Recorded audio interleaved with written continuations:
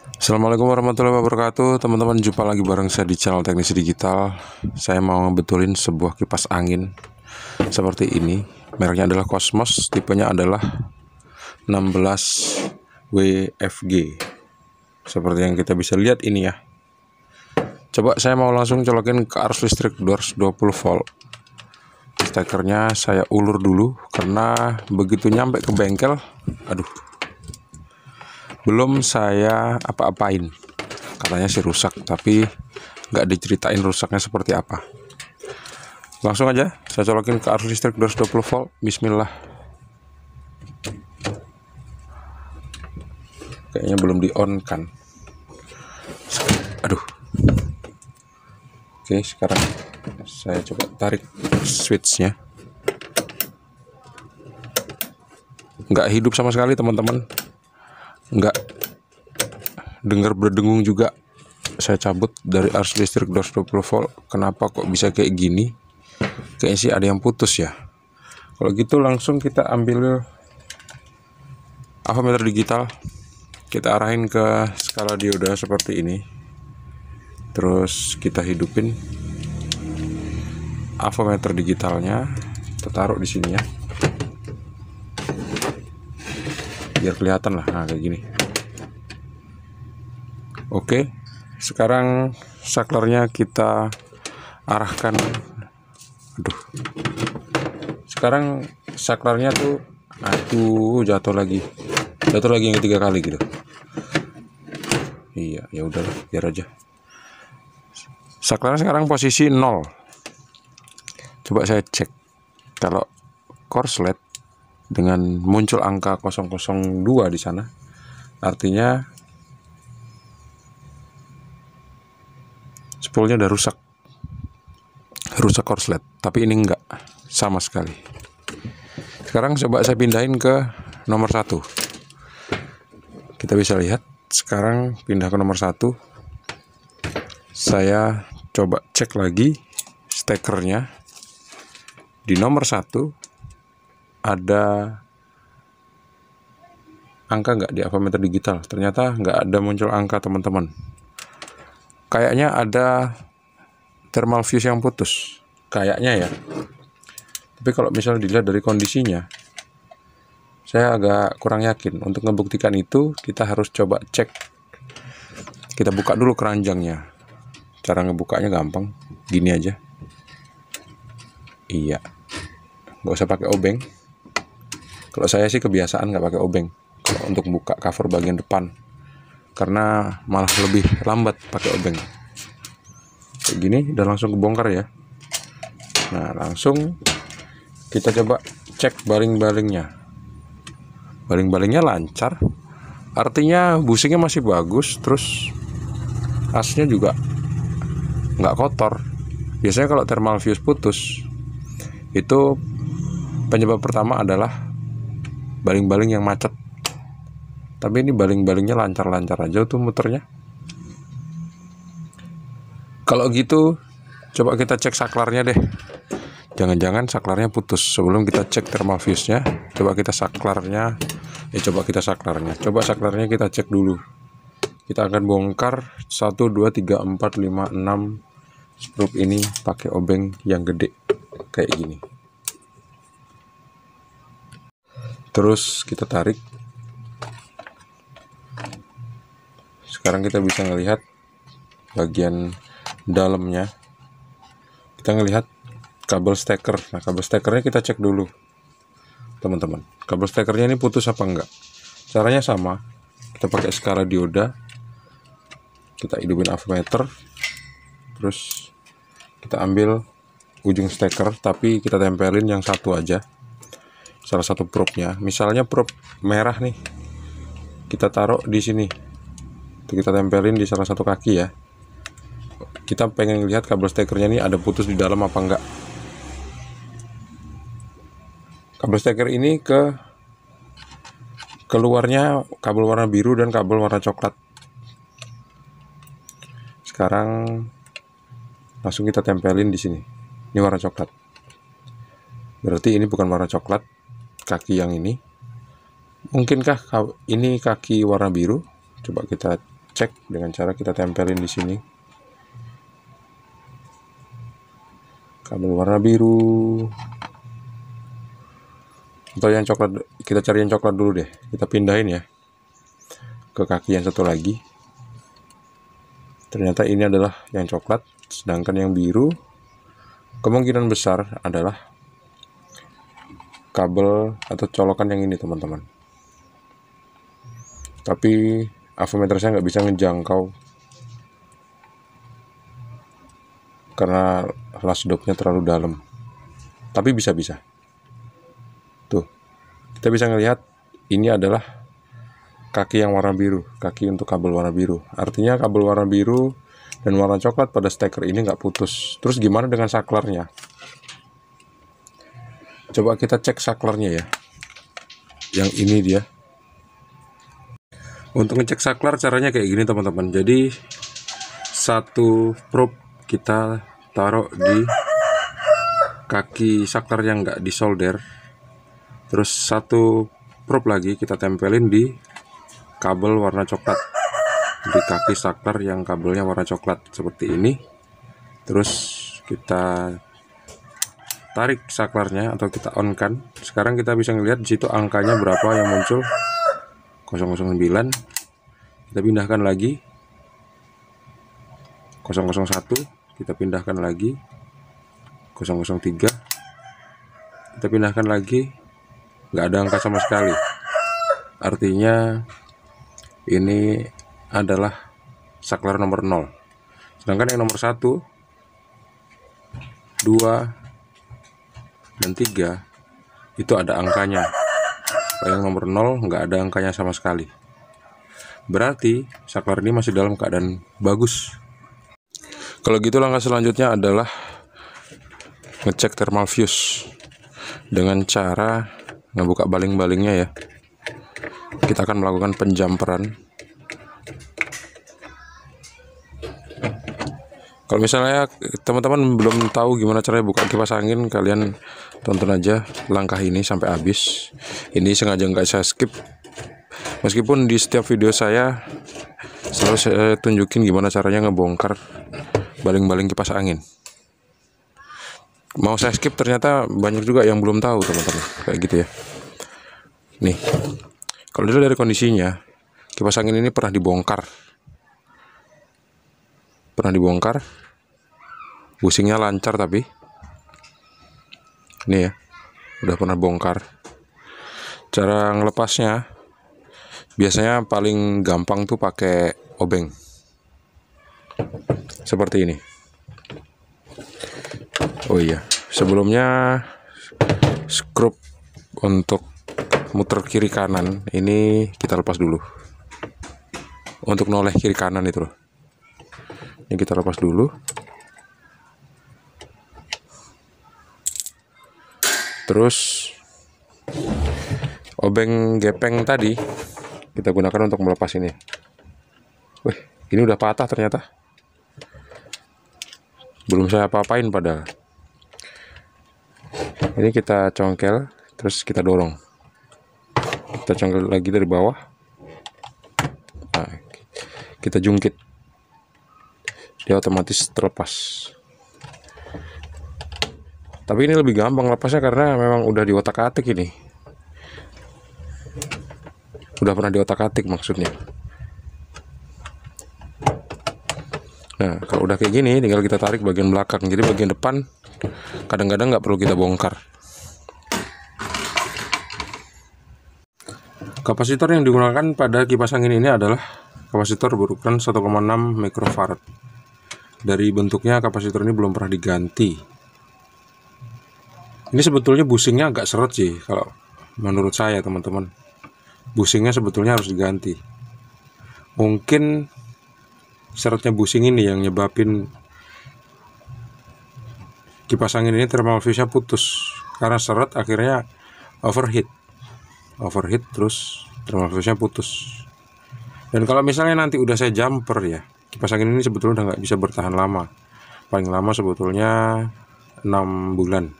Tapi dalam kasus tertentu jumperan itu pernah terbukti sampai tahan 1 tahun. Artinya kalau thermal fuse udah putus thermal fuse-nya, kalau kita ganti itu adalah waktu penundaan supaya kita punya uang untuk beli kipas angin baru.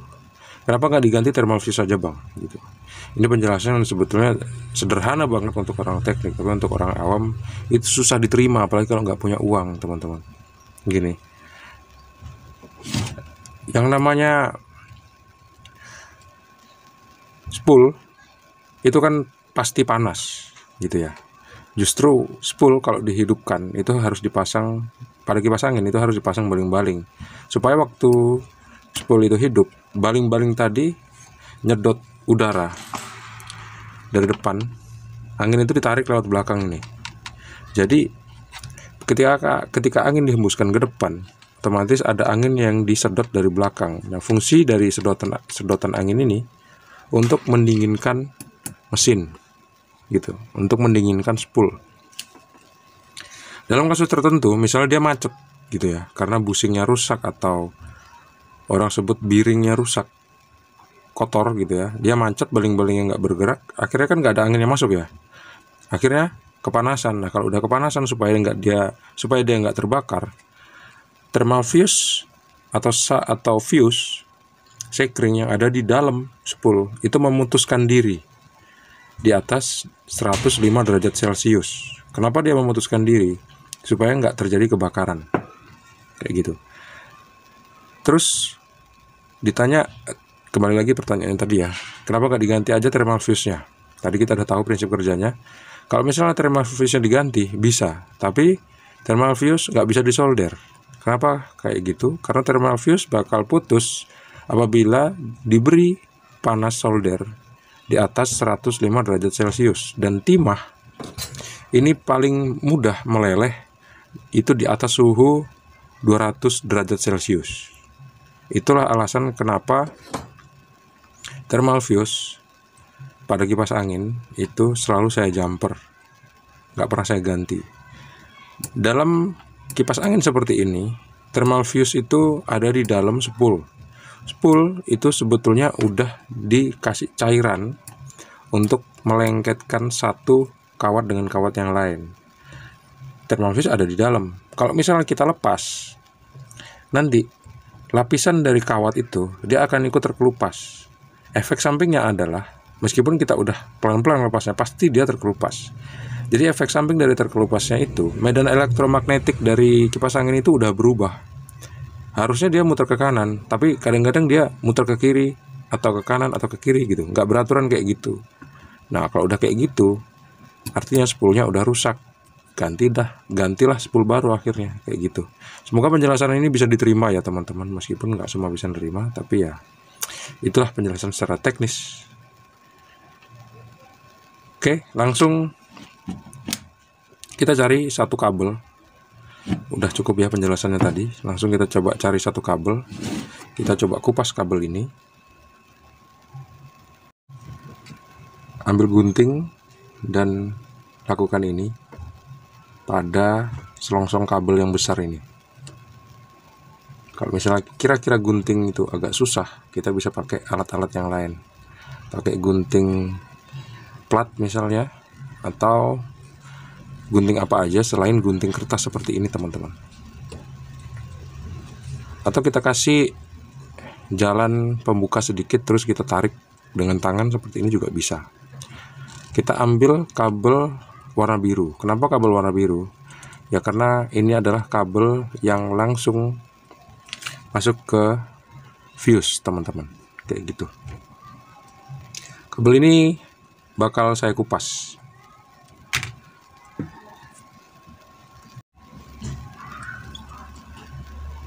Ngupasnya bisa pakai alat yang canggih atau alat-alatnya sederhana seperti ini juga nggak apa-apa. Yang penting kita bisa ngambil kawatnya, kawat tembaga yang ada di dalam kabel warna biru ini, kayak gitu.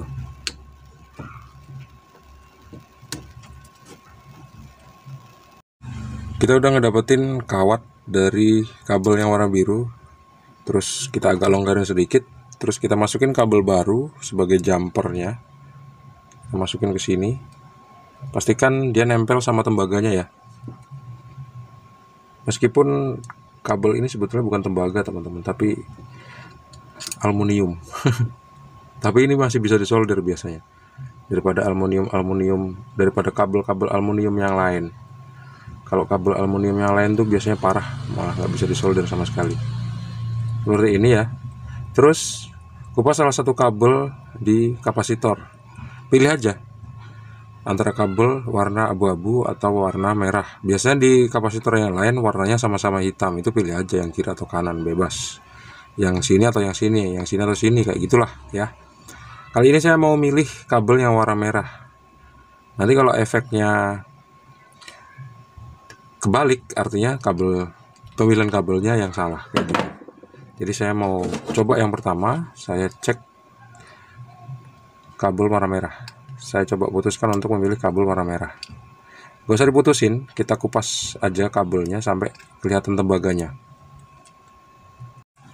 Pas sudah bisa kita sambung seperti ini dan kawatnya ini benar-benar nempel. Sekarang kita hidupin saklarnya ke nomor 1, 2, atau 3. Sekarang saya pilih ke nomor 1. Terus kita lihat pakai avometer digital stekernya. Di avometer digital nanti muncul angka apa enggak? Betul kan, muncul angka kan, 265 atau berapalah yang bakal dimunculin sama avometernya teman-teman nanti. Artinya memang benar kipas angin ini thermal fuse-nya putus. Dengan cara menjumper seperti ini, artinya kita udah membypass atau menghilangkan atau menghubungkan jembatan yang sebelumnya diputuskan oleh thermal fuse tadi, atau jalur yang sebelumnya diputuskan oleh thermal fuse. Sekarang kita bisa langsung uji coba teman-teman. Ini saklarnya udah on ya ke nomor 1. Sekarang kita bisa colokin ke arus listrik 220 volt.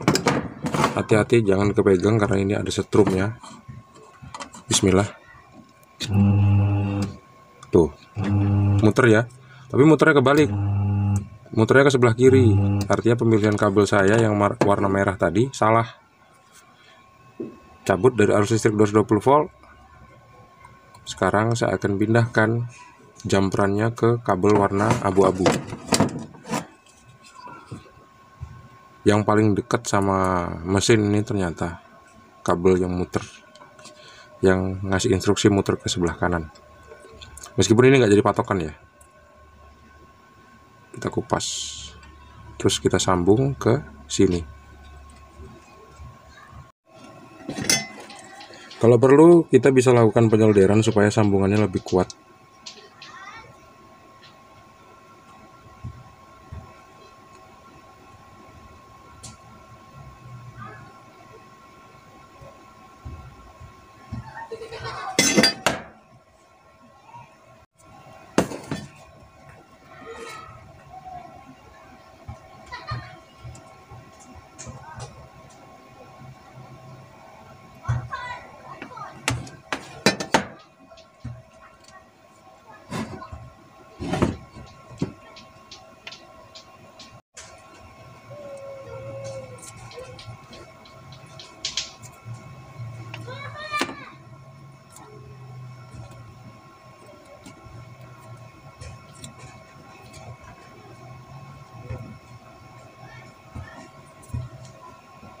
Sebelum dipasang baling-baling, ada baiknya kita uji coba dulu. Kita colokin ke arus listrik 220 volt. Kipasnya bener-bener bener apa enggak, atau dengan kata lain muternya mau ke kanan apa enggak. Kalau masih ke kiri juga ya salah berarti. Tapi nggak mungkin lah, ini pasti muter ke kanan. Tuh kan, betul. Oke, kita pasang seluruh cover yang tadi kita buka. Dan ini dia hasilnya setelah proses penjamperan. Kipas angin ini sekarang mau hidup. Ini nomor 1. Coba kita tes nomor 2 seperti apa. Oke, nomor 2 normal. Kita tes nomor 3. Nomor 3 normal. Kita matikan. Oke, dia mau mati. Semoga video ini bermanfaat. Terima kasih sudah menonton. Jangan lupa untuk klik like, subscribe, dan membagikan video ini ke teman-teman kalian. Kalau misalnya bermanfaat banget, kalian bisa klik tombol super thanks di bawah. Sampai jumpa di video selanjutnya. Assalamualaikum warahmatullahi wabarakatuh. See you and bye-bye.